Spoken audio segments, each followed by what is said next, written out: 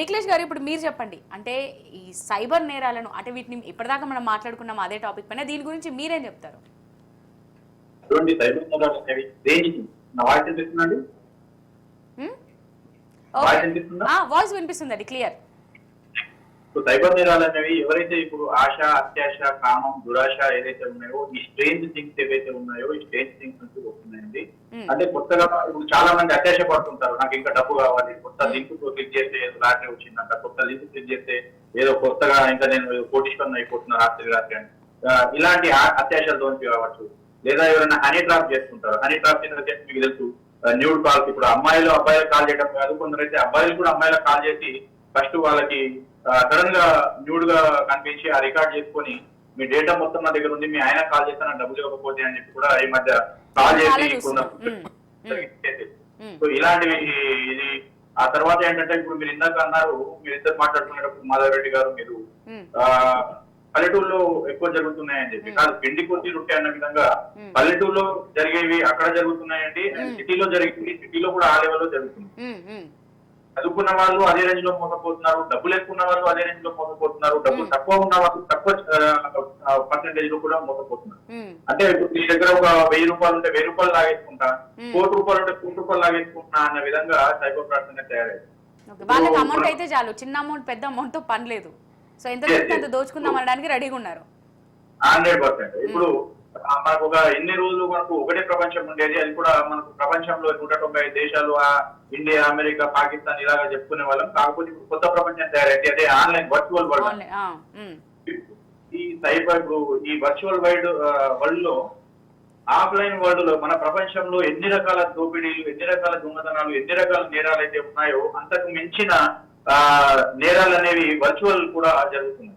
మనకు physical world లో మనకు నేరాలను అరికట్టడానికి మన టీమ్స్ కానివ్వండి, మన పీపుల్ కానీ సిద్ధంగా ఉన్నారు, కానీ వర్చువల్ వరల్డ్ నేరాలు జరిగితే ఎలా చేయాలి అనేది ఇప్పటికీ తలలు పట్టుకుంటున్న పరిస్థితి. జాగ్రత్తగా ఉండటం, చేంజ్ థింగ్స్ అంటే కొత్త పరిచయాలు, కొత్త వాటికి దూరంగా ఉండటం. ఏదైనా ఆన్లైన్ లో మనకు ఆఫర్ కానివ్వండి, ఏదైనా మంచి జరుగుతుంది అంటే 1కి 2 సార్లు ఆలోచించి, అది 1కి 100 సార్లు ఆలోచించిన తప్పులేదు, దాన్ని ఆలోచించి తెలిసిన వాళ్ళ ఒపీనియన్ తీసుకొని మనం ముందుకు వెళ్ళటం అనేది ఉత్తమమైన మార్గం ఉంటుంది. లేదు అంటే అంతా జరిగిపోయిన తర్వాత మనకు అయ్యో అని చెప్పి నేను మళ్ళీ సైబర్ క్రైమ్ కాల్ చేస్తాను, నేను 1930 కాల్ చేసి చెప్తాను, లేదా పోలీస్ స్టేషన్ కంప్లైంట్ ఇస్తాను అంటే కూడా దాదాపుగా దాన్ని ట్రేస్ చేసి మనీ రికవర్ అవ్వడం అనేది చాలా ఇబ్బందిగా ఉంటుంది. ఇంకా ఈ బెదిరింపులు కూడా ఉన్నాయి కదండి. అంటే పోలీసులకు కాల్ చేస్తామని అంటే ఇంకా దాంట్లో మళ్ళీ ఆ కాల్ చేయకుండా ఉండడానికి మళ్ళీ కొత్త బెదిరింపులు స్టార్ట్ చేస్తారు ఇంకా అప్పటి నుంచి. దీన్ని డిజిటల్ అరెస్ట్ అంటామండి.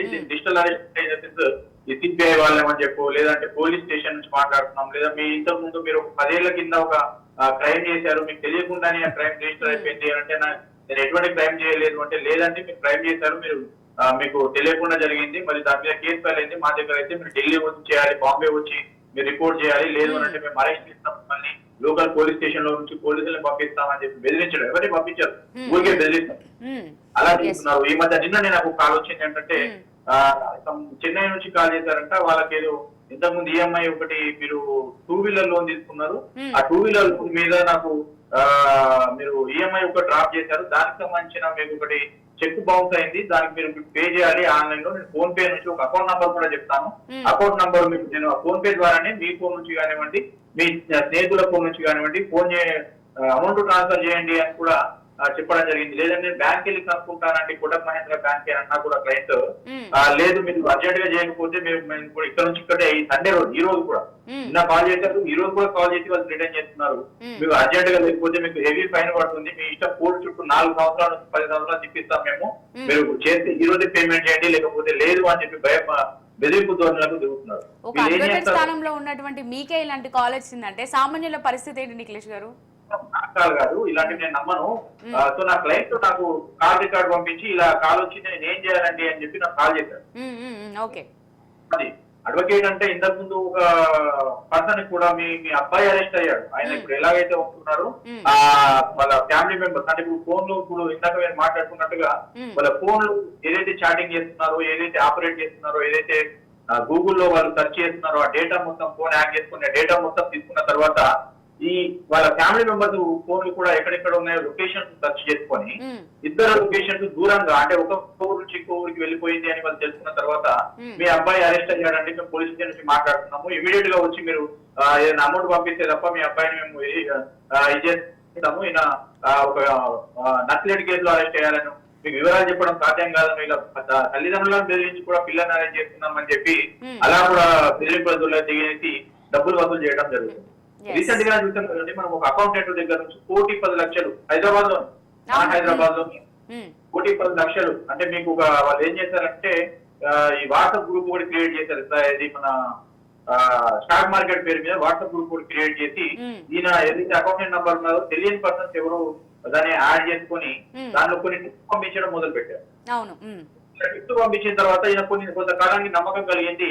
సో ఎవరు లేడీ వాయిస్ ఉన్న బ్యూటిఫుల్ వాయిస్ ఉన్న ఒక లేడీ నుంచి కాల్ వచ్చి ఈసారి మీకు మేము ఇలా మెయింటైన్ చేస్తున్నామండి, చాలా మందికి ఇలా వస్తున్నాయని చెప్పి వాళ్ళే ఒక వర్చువల్ యాప్ తయారు చేసి వాళ్ళ దగ్గర వచ్చినట్టుగా ఒక డిజిటల్ కంప్యూటర్ గ్రాఫిక్స్ సంబంధించింది వాళ్ళకి పంపించేసి చూపిస్తే ఆయన స్టార్టింగ్ లో 18,000 రూపాయలు అనేవి ట్రాన్స్ఫర్ చేయడం జరిగింది. ఆ 18,000 రూపాయలని మళ్ళీ మా యాప్ లో ఉన్నాయండి, దీంట్లో మీకు 18,000 కాస్త 1,50,000 అయ్యాయి అని చెప్పి నమ్మించి ఆ తర్వాత ఆయన దగ్గర నుంచి ఆ దాదాపు దఫాలుగా 27 దఫాలుగా 1,10,00,000 రూపాయలని తీసుకోవడం జరిగింది. ఆ తర్వాత ఈయన 1,10,00,000 మీకు 2.5-3 కోట్లు అయ్యాయని చెప్పగానే ఆ డబ్బులు నాకు ఇవ్వండి మరి అని చెప్పి అడిగితే వాళ్ళు ఎంతకి ఇవ్వకపోవడం, ఇవ్వాలి అంటే దీనికి ట్యాక్సెస్ ఒక 3 కోట్లు అవుతున్నాయి అవి కూడా ట్రాన్స్ఫర్ చేయండి అని చెప్పి మళ్ళీ చెప్పడం. సో ఈయనకు 3,30,000 చెప్పారు. అది అవుతుందని చెప్పానంటే ఈయనకు డౌట్ వచ్చి కొంచెం బాగోదా పెట్టుకునేసరికి వాళ్ళు ఫోన్ స్విచ్ ఆఫ్ చేయడం జరిగింది. ఆ తర్వాత బాధితుడు లబోదిపోమంటూ మన హైదరాబాద్ సైబర్ క్రైమ్ అప్రోచ్ చేసిన ఫలితం లేకుండా పోయింది. పోలీసులు ఇప్పటికీ దాన్ని వెంట ట్రేస్ చేయడానికి ట్రై చేస్తూనే ఉన్నారు. సో అవేర్నెస్ లేకుండా మనం కొత్త లింక్స్ ని కానివ్వండి, కొత్త ఆశలకు పోతే ఈ వర్చువల్ వరల్డ్ ఇంకొక ప్రపంచంలో మనం నేరాలు చేసే వారి కంటే కూడా మనం బాధితులం అయ్యే అవకాశం అయితే ఉంటుంది. సో మనం స్ట్రేంజ్ థింగ్స్ కి అత్యాచారాలకు దూరంగా ఉండవలసిందిగా మనం తెలుసుకోవాల్సిన విషయం ఒకటి. రైట్. ఓకే నిఖిలేష్.